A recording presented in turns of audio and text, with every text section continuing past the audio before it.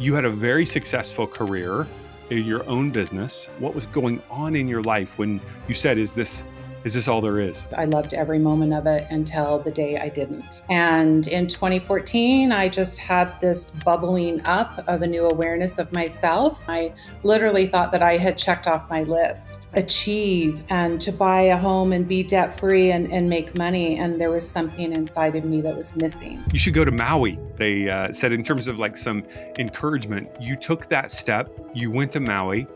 What happened on the island? I met a part of me that I now know was always there, but in the moment, I didn't recognize her, but I loved her. And I just said, show me who I really am, show me. And I literally, this kind of green auric light came through, and I was meeting a light that I thought was God, and then I realized it was me. What would you say to 5 or 6-year-old Brenda Lee now? I would say you are so loved and so divinely perfect. You were created so perfect.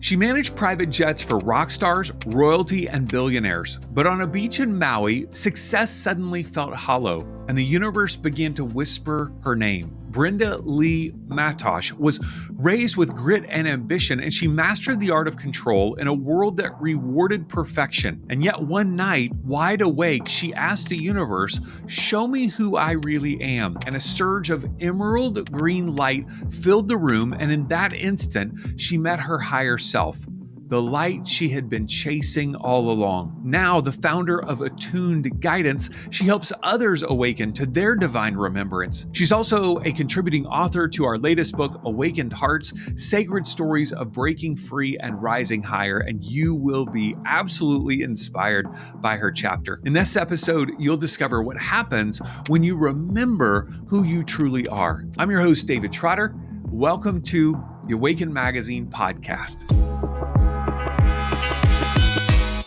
Brenda Lee, it is great to have you with us today. Thanks so much for taking time to hang with us. Oh, thank you, David. It's such an honor to be here sharing space with you, certainly. I loved reading your chapter for our upcoming Awaken Hearts book. So thank you so much for sharing your story and your journey.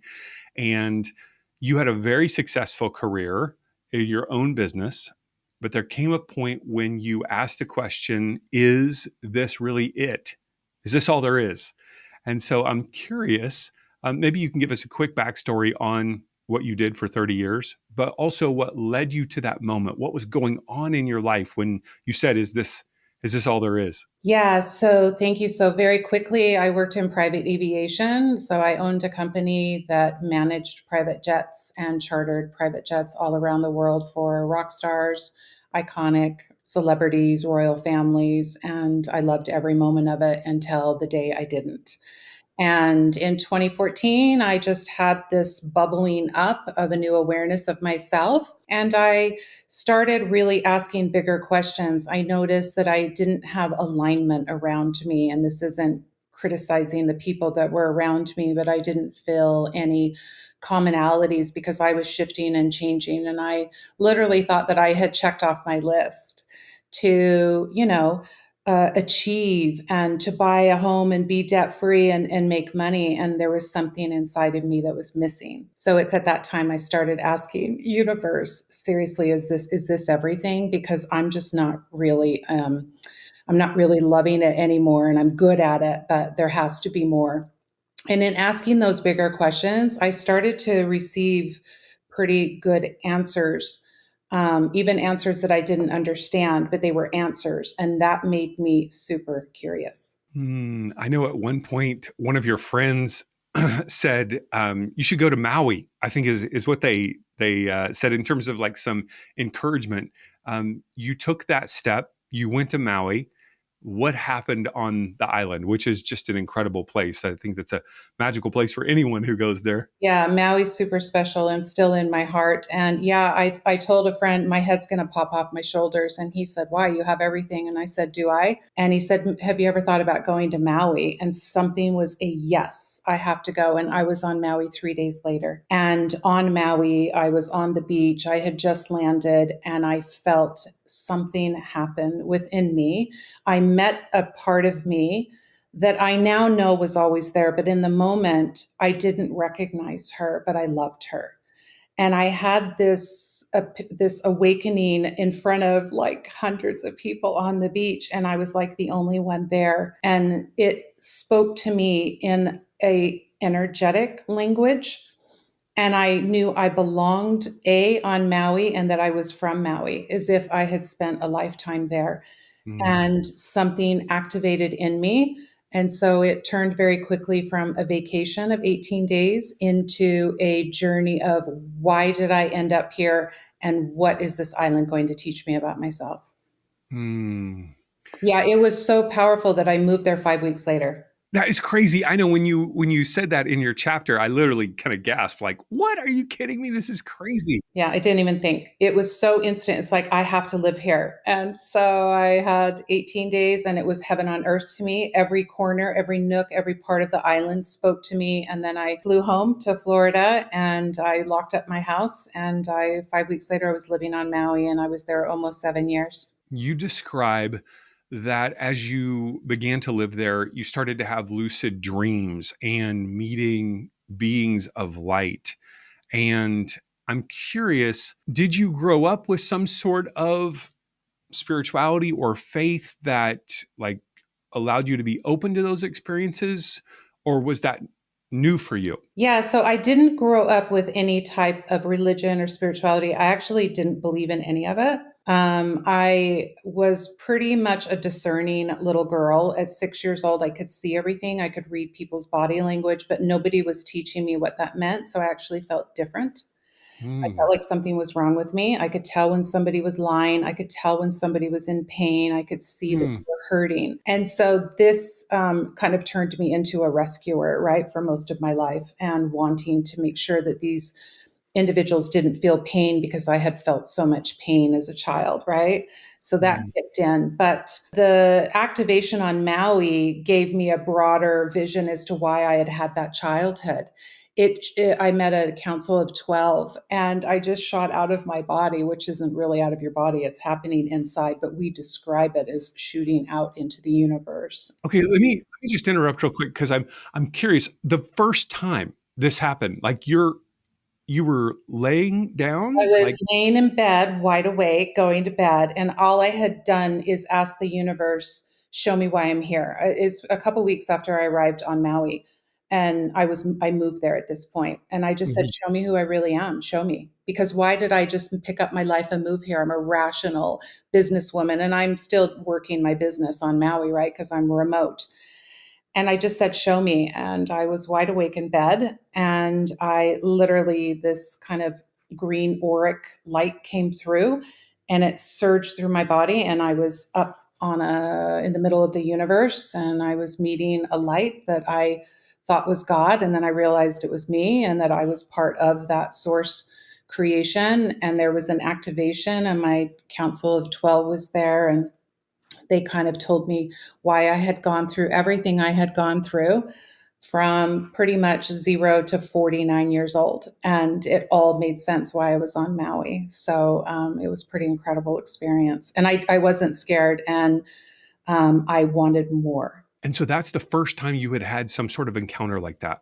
Yes, the first time. After you had this experience, did you tell somebody? Did you call somebody? Did you I just did. keep I it to yourself? started talking to people on Maui and they had heard of experiences, but they couldn't help me. And then I just thought, oh, so I'm on my own on this. So I just started talking to my guides and I started astro every night and I would have answers. I would come back with answers and clarity, which helped me just expand. It kind of helped me believe more of what I was experiencing, which the belief system is what expanded my consciousness so quickly.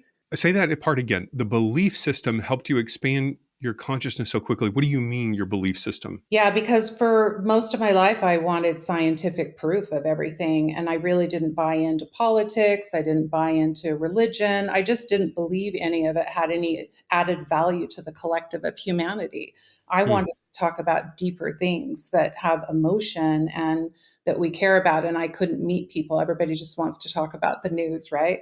And so this experiences. I don't even know if the word experience gives it enough value, but these experiences helped my belief system that my whole life I knew there was something more. I always knew. I used to look up at the sky and say, somebody dropped me off on the wrong planet, come pick me up. I mean, what's going on down here? Right? Like, what's wrong with people? Don't people care about people? And so here, the rescuer trying to rescue everybody in her sight wanted to know why other people weren't doing that. But then I realized that I shouldn't have been doing that at all. The whole time I should have been rescuing myself, right? Which Mm. is the polarity of the experience in this duality that we're in, this beautiful Hmm. For experience. those who are listening, watching, who maybe have that same tendency or a desire to want to help, right? It can come off as right fixing, or in your chapter, using that term savior. What did you learn about yourself in terms of perhaps what was motivating you to do that, and how did that, like, I guess, I don't unravel or heal, or how would you describe what happened? Yeah, my healing, of which I call dismantling my egoic program that I had most of my life till I was about 49. The savior part of me was from a wounded aspect of myself.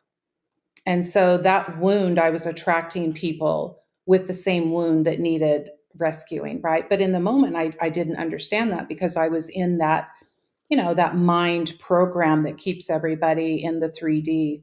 And when I started to heal my own wounds, to bring my self awareness in, to know who I was, to start questioning everything about every thought that was coming out of this mind that I called mine, which is not, started getting the answers from my heart. And that made sense to me because it was the same feeling that had been with me my whole life that just made me go and take risks and be the lone wolf, right?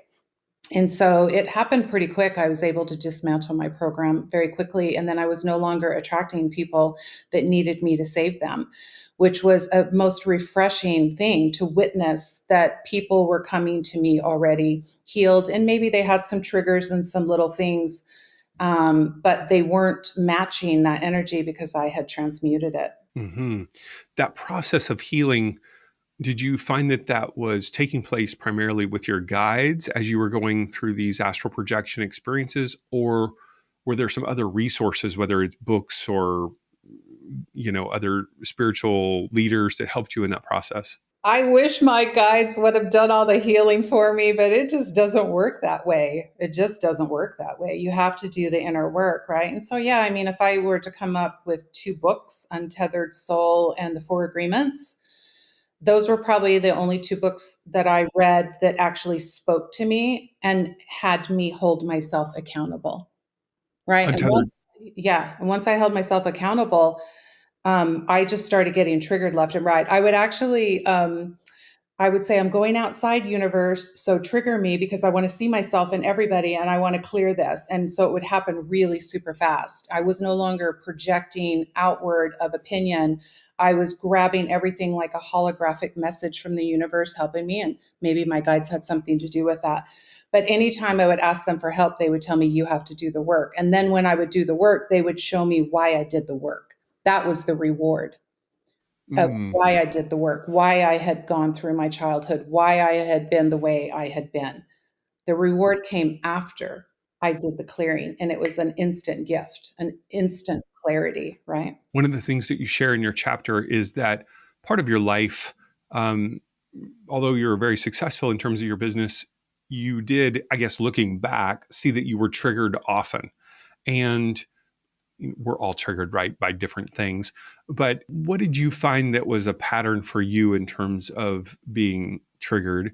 And then how did you end up seeing that as a projection and healing that? And then what was the reward? I'm very curious. I love how you said that your guides had pointed out that there was a reward for that. Maybe give us an example for people who are would be inspired by your own story. Yeah. So so I became an overachiever and a perfectionist, right, from my childhood programming. God, I love those two words. Yes, me Yes. too. Right. And by the way, those aren't bad things. Not everything just is. This is me describing all aspects of me, which I accept past, present, and future, all parts of me now. I don't criticize any part of my journey at all. Beautiful. But I can look back on it and see that I had behaviors that were in place that made me successful in business and probably made me less successful in my personal life, right? And so Mm. I had super high expectations of everybody around me. And I would get triggered because people wouldn't do what they say they were going to do. And I always did everything I said I was going to do, which is like impossible to always do what you say you're going to do. I find myself now giving myself some grace for that, that it's impossible to always, always, always do it, right? If your Mhm. intention is good, you're fine. And so I just started noticing that when I was being triggered, it was me creating it. And as soon as I brought my awareness to, I just actually projected this situation out of my own fear, out of me, and it's playing on a screen with this beautiful person in front of me, this human who's holding space for me. I stopped correcting them and I would literally lock myself in my house for days and I would go through the scenario and find my fault in every single like word of it. And Mm. when I did that, I would just have this higher view of why I was that way. And so there's always a gift in the trigger. I actually tell my clients run towards people that trigger you because they're holding a gift for you to unwrap, and it can happen like that. And so for you, as you shared that your guides were, I guess, pointing out the gift that was in that, what is the gift that you have received by healing that aspect of your life? The So the gifts perfectionism. that I'm receiving, and which do not come from my guides, the Hmm. gifts that I receive come from myself. Hmm. They come from the actual source creator of all that is and ever will be, which I am connected to, and everybody is. And that gift is remembrance. Mm. That gift is a knowing that doesn't have any validity outside of that knowing. That gift comes from within, of knowing that my path is lit up and I know why, and my faith is in myself and in the universe, right? God, creator, source, whoever you talk to, right? Hmm. It's all the same thing. And so my guidance comes through my clairs, and especially my knowing, which I had as a little girl, just knowing that something was wrong, right? And so the difference now, David, is I don't shut it off. I embody my gifts and my wisdom, and I just keep expanding more and more to remember who I am. Hmm. Remembrance, the gift. That's the gift. You mentioned in your chapter the moment when your mind and your heart began to speak in divine union. Your mind and your heart speaking in divine union. And so I'm curious, what did that feel like? And then how did that change you? Like, describe that to me. Yeah, so I had been working probably about a year and a half, dismantling my egoic program, catching myself. I was speaking out loud to hear what I was saying and who was saying it, and I was questioning everything. And I was finding that none of it was me, it never was. And so I was clearing that and dismantling that. Me and my friends call it we're the program crackers. We're cracking the program. And as soon as I did that, I had known that there was a heart coherence and a mind coherence existing within, but I hadn't experienced it until a night that I laid in my bed. And I was just giving gratitude for the day and thanking the universe for just like conspiring with me at all times, even through the teachings and the lessons. And I went to go to sleep, and my mind gave a fear based question that wasn't even like in my psyche. I had no idea where it came from. Again, when you're dismantling your program, there's like leakers, I call them, and they'll just come out of nowhere to kind of test the higher self to see if you're still grounded. So Hmm. this huge fear based question came up. And I went to open my mouth to stop and correct my mind, and I heard my heart do it with so much love and so much reverence. And Hmm. my heart spoke to my mind with such a voice that I had not heard. And then my mind answered it, and there was a surrender that took place, and I witnessed it wide awake. And it was so beautiful. It was so profound. And I went, oh my gosh, I'm experiencing heart mind coherence right now in this moment. And I was so excited, I didn't want to go to sleep all night because I thought, oh, I'm going to miss some great conversations. I mean, I was just in it believing that this was happening without me. And then I realized it was me doing it the next day. I thought, why did I stay up all night? Right? This is happening Mm, all the time. I'm just now viewing it, I'm observing it as the mhm, one that's kind of viewing the whole thing, right? Not Brenda, right? Not the egoic mind. I was viewing it from that God source wisdom that's with mhm. us, that's watching this whole thing, right? Which is really hard to articulate and put into words in such a short sentence. But anyway. Yeah, I want to understand more about this. And so I'm asking you questions just out of I mean, I just call myself an ignorant observer oftentimes where I'm just like, I ask the kid like questions to go help me understand more. So from the Untethered Soul, which incredible book, right? So now, okay, I've got I'm able to observe my mind, which is having these thoughts. And so your mind then came up with a kind of a negative thought or a negative question in that moment. Fear, yeah. Do you happen to remember what it was, the fear based question? If you don't, it's Yeah, it was something to do with I felt a surge of energy in my body, and I thought I was going to go astro travel, and yeah. I hadn't probably traveled in like a month. By the way, I just went, my soul would just take me. And I wasn't feeling like I had eaten well and like I had energy. And so my mind was like, yeah, it's not good. You shouldn't be astral traveling. You shouldn't be did. And then my heart mind just kind of stepped in. And I don't remember verbatim because you're kind of in you're just in it, you're present, right? And so I actually didn't, I wrote down that this happened, but I don't recall journaling the exact wording. But it awakened me to a new part of myself that was so powerful. It Yeah. just amplified my belief system that I've never been alone a day in my life, and I'm not. And in every moment there is dialogue happening. There's a narrative, right? Some is subconscious playing in the background. Some of it is my programming. And my job is to determine what part of it belongs to me, right? Because most of the what we think are our thoughts aren't even our thoughts. They're in Hmm. the collective, right? And we grab them as ours. And I teach people, know what you're grabbing, be consciously aware of what you're thinking, what you're saying, what you're feeling. Are they in alignment, right? Hmm. That heart mind coherence, is that something that we can cultivate so that our hearts kind of help our minds stay on the right track? Like, how do we cultivate that? Absolutely. Like Joe Dispenza is like a master at teaching that, right? Yeah. So for me, I can only speak for me, is that I don't, so most of my life, I just followed this inner thing and didn't know. And people would say, where are you going? Why are you leaving? Why are you moving? You have everything so great. And I would tell people, I have no idea. It feels right. And I'm being pulled. And I couldn't give them the word for it, but I would say, I'm never leaving. I don't leave anything. And I don't ask why. When I know, I just know. And that's enough for me. I just move towards something new. And moving towards something new, my mind cannot possibly take me there because I've never experienced it before.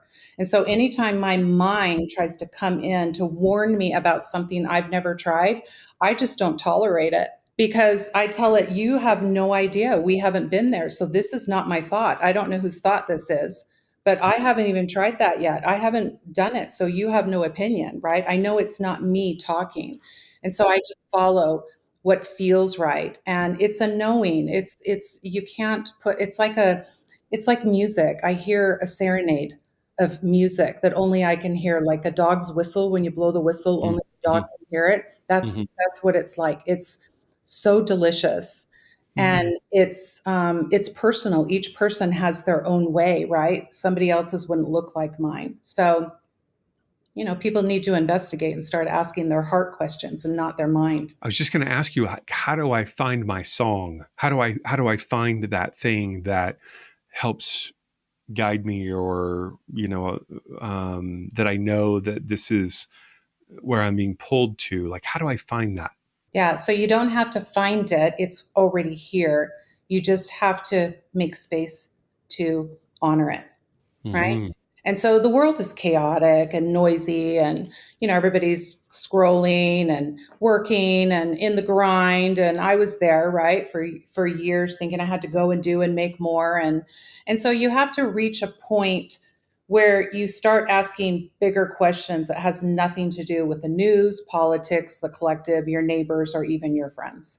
Hmm. Questions that only you could answer, or God, creator, source of all that ever is, whoever you're speaking to, right? There's a point in time where you have to become still enough and have enough grace to want to hear it no matter what it says, right? Because sometimes it's not what you want to hear, but everything happens for you, not to you. And Hmm. so if you live by the rule that everything happens for me, then every teaching is an offering that has a gift on the other side of it. Hmm. You describe 2020 as the most liberating year of your life. And I think for a lot of people, you know, that year just radically transformed so many people. So many people I interviewed, they're like, "Oh, there was a marker, in that year, something changed for me." You ended up concluding your business in that year. I'd love to hear the process of, what came to that decision, what came to that moment, and then what did it feel to have that feeling of freedom? Yeah. So, yeah, 2020 was amazing because I was living on Maui and everything shut down. And so the island was still, and it was just locals, right? Nobody could come in, and the beaches were empty, and it was just delicious. And I met another level of stillness, another level of peace. And I was like swimming in it. And I was like, how can life be getting better and better in the middle of the Pacific Ocean, right? I didn't know that many people. I had left everybody I knew behind, and I was just finding myself. And then the phone started ringing because airplanes could fly again. And so I had clients that were doing world tours, and they were going out for 3 months. And I had a pretty iconic rock star call, and they wanted one of my airplanes. And there was just no, because I felt like I'd be giving up my peace. And so I hung up from that call, and I literally decided in that second to shut down my company. I said, I'm not giving up this new piece I found. I don't care. And when I sat with that, nowhere in my mind was there any question of, do you have enough money? Have you set yourself up for retirement? Is this what you want to do? What are you going to do? You're too young to retire. None of that happened. There was a coherence of my mind, my intellectual mind working with me to say, yes, your peace is more important than anything. And so it was really fast. It was really easy. And I've never regretted it for a second. My goodness. My my mind is wondering, do you fly coach now? No, I've never flown coach. I was working in private aviation since I was 24 years old. So Yeah, it's yeah. class, a bit on private jets. Yeah. But I That's did so fly around the wonderful. world, but That's I so fly fun. first class. Yeah. I'm curious that as this began to shift inside of you, where you had the freedom, you began to you feel that peace, and as you close down your business, what did that look like in terms of utilizing these gifts that have been within you since you were a little girl? How did you make that shift to begin offering your services, these gifts to the world? What did that look like? Yeah, so because I was always trying to rescue people since I was like 6 years old, and truly from my heart thinking I was helping them, which I never was, right? I see that now. It was in me to be a teacher, to be a guide, right? It was in whatever you were doing as a kid. If you can look back on that, your inner child was telling you what you were good at. So Hmm. I've always been really good at advising people, whether Hmm. they take my advice or not. It's always pretty accurate. And so I just started talking to people about how I was dismantling my program just in hearsay conversations. And I saw the response, and I was like, it lit me up, and I was like, oh my gosh, this is how I teach people. It's not by giving my opinion and helping them rescue their life. It's about using the tools that I've used on myself all these years and offering it to them, to walk next to them, not to really make any deposits. I don't deposit my wisdom into anybody. I help you find what's already within you. You tap into your own. because your flavor won't look like mine, right? The way you see that there's only one of me, right? And so each person needs to find their unique, authentic signature. And the higher self takes over from there, but you have free will, you know? And it's a practice. It's just a practice. It can happen quite quickly. Hmm. And so, what did that look like to begin to kind of quote unquote start a business and So begin? yeah, Yeah, I was doing a lot of sessions and coaching for free, the rescuer again, and I found myself back into that rescuing. And it wasn't that people needed rescuing. I just have a big heart and I'm a giver. And yeah. so I found myself overgiving again. And I was like, why am I falling back into this pattern? Fully aware that I was doing that. And then my higher self dropped this word attuned guidance in my mind. And I went, oh, yeah, that's kind of what I'm tapped into. And that day I was like, oh, I'm supposed to start a new business. But this business isn't like any of my other businesses. This is a platform to share wisdom with those that are ready to receive it. And so that's how Attuned Guidance was opened. And then literally the phone just started ringing. And, you attract who you are, not what you want. And so I just started being a magnet for people that needed guidance on Maui and off Maui and people that were on vacation. And it just started turning into this platform. Amazing. One of the things that I know that you focus on is helping people become aware of the universal field Mm. and how they can listen, gain wisdom, guidance. Help me understand, perhaps for someone who is not aware of that type of language, what is the universal field? How can we listen to it?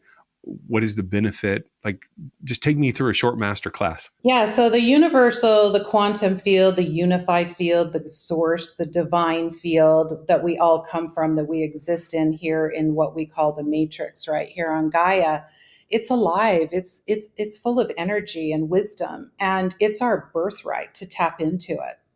And by the way, everybody's tapped into it every day, all day, unconsciously. And that's in the program, right? So they're just kind of going through the motions of life, and the universe, it's responding. The universe doesn't have a personality where you're good and you're bad and you get more and you don't. It's a coherence, it's an energetic field that you attract based on what's within you. And so if you're projecting out positivity and you have um, questions and you know you're worthy to receive it and you're in receiving mode, you're just not giving, and you're not out of balance, the unified field has answers at all times. I just happen to see all of it, and it's playing a giant script of your life, and it's literally alive 24/7, and it wants to give you the answers that you feel that you're worthy of, right? And so there's techniques to be able to tap into it and recognize it and start working with it. You become kind of a magician, actually. To be perfectly honest with you, you just ask questions and, like, boom, the answers are just there. And so it comes through music, it comes through what's on the TV, it comes through encounters with strangers. It could be a bumper sticker on a license plate. It could be numbers.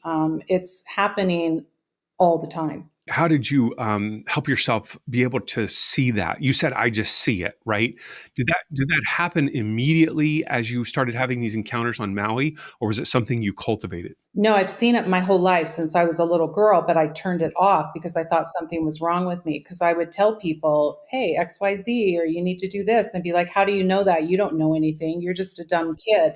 And so I shut it off. And then when I got on Maui, I felt like I was home and I could fully express who I really was.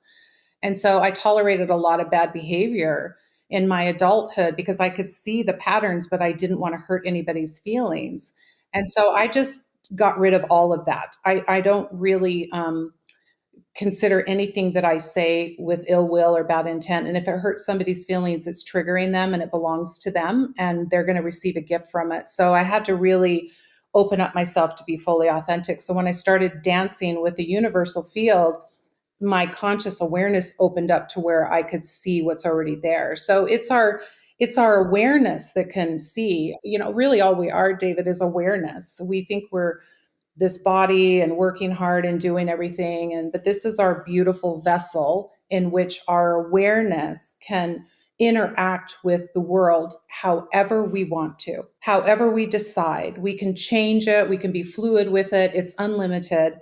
And it's a beautiful place to live. And I live in it most of my days because it's so delicious. But then, of course, I go out in the world and there's traffic and there's chaos, and then you have to kind of like, drive your car and pay attention, but it's always with you, it's always there. Can you give me an example of an unnamed client, someone that you've worked with, or maybe even in your own life, where they have become aware of this possibility? They've started tapping into the field, started creating the type of life that you're describing, started essentially having different results than they had before. Like, help me see someone who's lived this out in action. Yeah, so I just recently spoke to a lovely lady, and she had. By the way, you attract who you are. So anything that I had experienced in the past that I had cleared, I'm going to attract the wounded version of that person to the healed version of me. And the awareness is that I don't coddle that person like I used to be, because I'm no longer the wounded version of me showing up as a teacher. I'm a healed version. And so I can see the mirror of what's happening, and I can utilize what I did for myself. All my teachings, all my courses are everything I did on myself. Nobody gave me the magic pill. My guides didn't give me this information. The guides support your ascension, your expansion of consciousness, right? But you have to do the work. Mm-hmm. And anyway, she recently told me that she started seeing how she was playing the victim and how she was using that, and that behavior was no longer serving her. She made conscious decisions.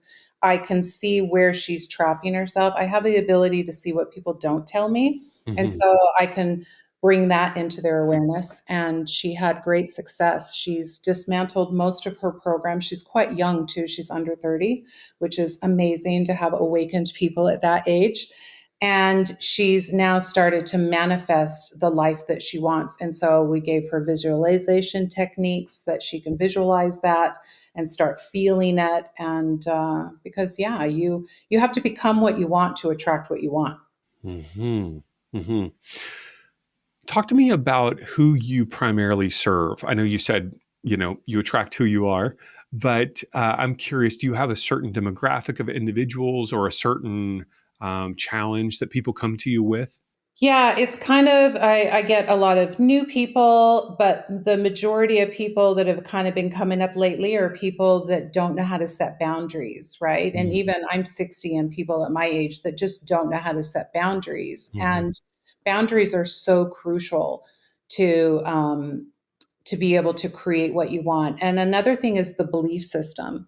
People think they need proof to believe, and I teach them that it doesn't work that way, right? Mm-hmm. That you're feeling in your body, how you're responding in somebody's presence, that's your truth. And when you can tap into that, and you can just hold space to let your body and your heart show you the way, the path lights up, the synchronicities come in, and all the answers are in front of you. I don't really make decisions with my beautiful intellectual mind anymore. I feel like it's on break because it worked so hard for me for so many years. My heart leads the way, and then my mind goes, "Oh, that's amazing." And then when I need the mind, I can sit down and do some creation. But I live in my heart space all day, every day, which a lot of people don't know how to do. Mm-hmm. They don't know how to do that, right? Because it takes a little bit of vulnerability. Um, and self awareness to do that. If someone was interested in living more in their heart space, what would be like a first step? Yeah, to get to hear the heart's whisper, because it's very, very soft, you have to dismantle the program that's blocking you from hearing it to begin with, because it's always speaking to you. It's softly talking to you all day, every day, Mm-hmm. but we don't hear it because we're projecting everything outward. And so you have to consciously, at your own free will, make a decision to ask bigger questions to the heart. I always invite my mind to be still. When I go to bed or when I meditate, I invite my mind to be still. I invite you to be still now because I'm in charge, right? And it's a practice, right? You have to practice something every day, even if it's 15, 20 minutes in the morning, to drop into my heart. to be able to hear. Once you hear it and feel it, you'll know it because it's always been there. It doesn't arrive from somewhere. It's here. Hmm. Yeah, so it's a practice. So you could use books, you could use courses, you could use meditation, you could do ecstatic dance. It depends on how people tap in. It's hard to just blindly answer that without knowing somebody's background. Are they dealing with trauma? Are they dealing with insecurities? Are they dealing with, exhaustion? Do they have a health issue? It's different for each person, right? There's not a one fix all. In my teaching. It's whoever shows up in front of me, I can see the whole thing and then I can guide them from there. One of the things that you articulate is your mission, and I'll just read the last part of it, is to inspire you to embrace your authentic self and transform your dreams into powerful realities. What holds most people back from experiencing their authentic self, or actually living out their dreams? What is that thing that you see most often holding people back? Yeah, they think that everything's out there to achieve. They think that everything that they ever wanted is out. And I teach them that it's out, they're looking on it out there because it's projecting from the inside of them out for them to see themselves. And until somebody is willing to have a self discovery journey where everything that's coming out of your mind, your heart, your voice, your emotional auric field, your body, until you hold yourself accountable that what is this teaching me about myself, you won't know anything other than projecting out. And so everything is projecting onto a beautiful screen of life that you call you and everybody in it. And we're all one. We all come from the one creator. We all come from that beautiful source of all that is and ever will be. It's a spark that's in every living being, every living food you eat, every animal. And when you tap into that with your faith, not needing proof, it will start to unravel for you, but it has to have self awareness.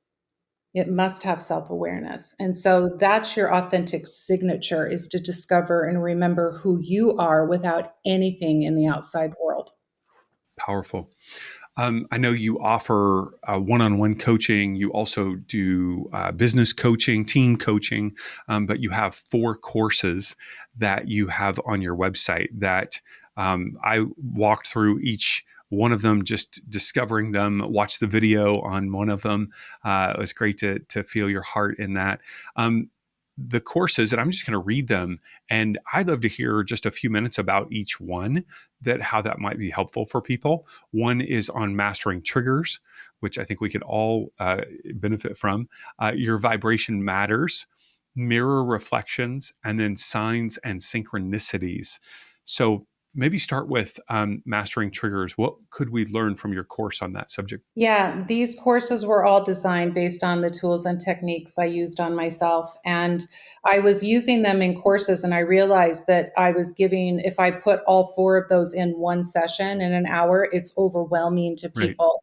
And I realized that some people are working on 1 or 2 of those things at the same time. So I put them in super easy courses that are 20 minutes each lesson. It's lifetime access, and you can do it at your own pace, because I really feel like it's an unfolding. It's like buying 10 books, and maybe it'll be a year before you pull one off the shelf.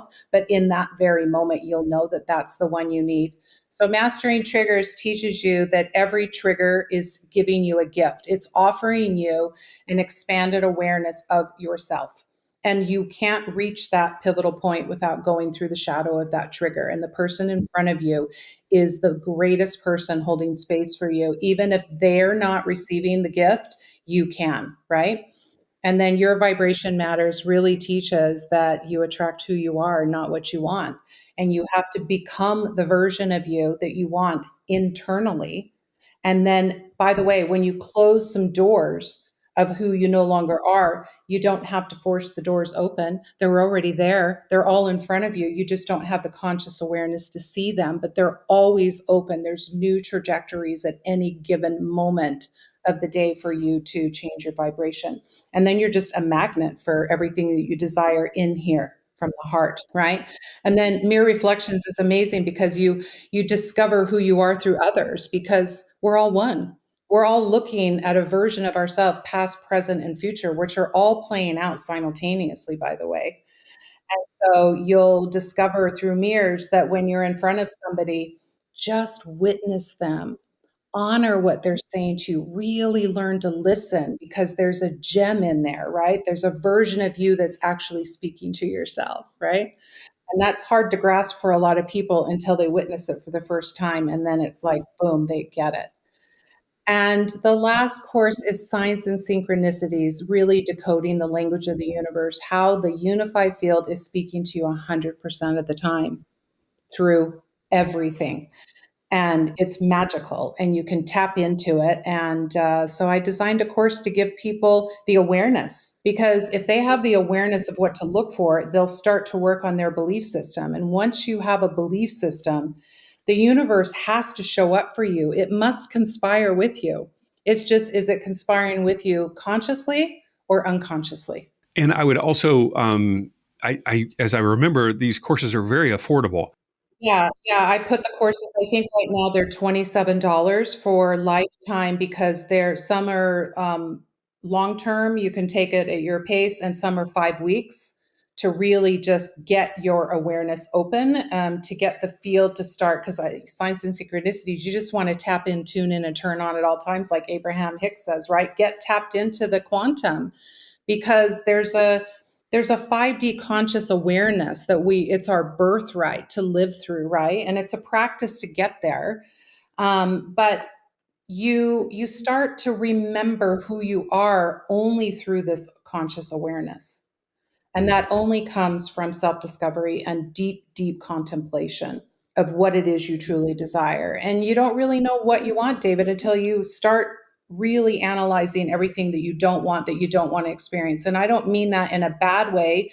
It's just, how long do you want to continue a pattern that's really not leaping you forward? And I'm the kind of person that likes change.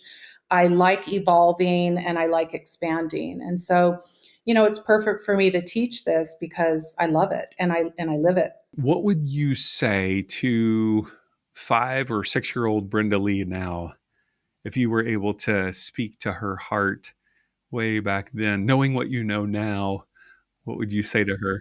I would say you are so loved and so divinely perfect. You were created so perfect. Not only can you not do anything wrong, you never have done anything wrong. That you were created to be so unique and you won't look or act like anyone else. And if you can grow up that way, knowing that you're so perfect, that you'll have a wonderful experience and you'll be able to guide others from a healed place, rather than a wounded place. Brenda Lee, where can people connect with you? What's the best place for them to follow you online? Oh, so my website is called attunedguidance.com. And all the courses can be purchased on that website. And then I'm on Instagram, and it's also Attuned Guidance. So great to connect with you. It is so clear that you are just so embodied in your experience and your work. And it is so clear that you want the best for other people. And I know before we started recording, you mentioned that your friends call you the truth fairy. And you have definitely um, flown about and delivered so much truth to us today. So thank you so much. Thank you so much. Thank you. Yeah, the truth is really the only way you get there. And so when you're ready to step out of denial into truth, which can be a pretty big leap, you'll be really grateful that you did it. And it's a process. So I would just advise everybody to trust the process and have fun. Like, life is about having fun every day, and don't be afraid of the unknown. Be curious about it.